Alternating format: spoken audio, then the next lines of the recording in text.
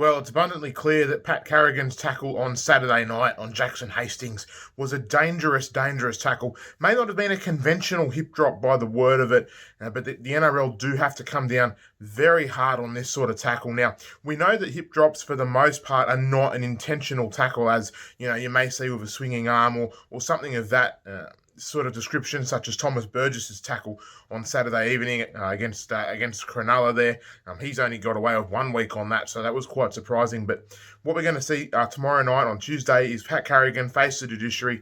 He's been referred directly for the tackle, and that essentially says the NRL's match review committee review it as worse than a 2-match ban at this stage. Essentially a grade 3 first offence, which Carrigan is. He's only had 1 offence this season. 0 offences so far this season. This is his first.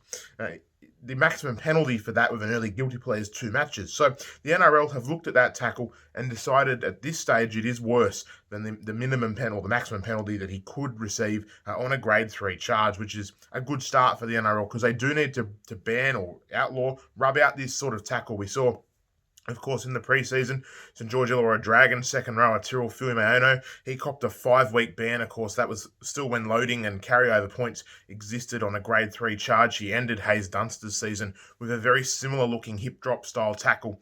Now, Carrigan, as I said, it wasn't intentional in any way, shape or form. Most of these hip drop tackles are not, but it has ended Jackson Hastings' season, and a strong message needs to be sent to players that this sort of technique, this dropping technique, needs to be eradicated from the game. We're going to see more injuries of this description, and so what sort of penalty Carrigan actually cops tomorrow night when he faces the judiciary, having been referred directly, is going to be very, very intriguing. But certainly the NRL needs to make a bit of a statement around these sort of tackles and what sort of penalties they actually do come with.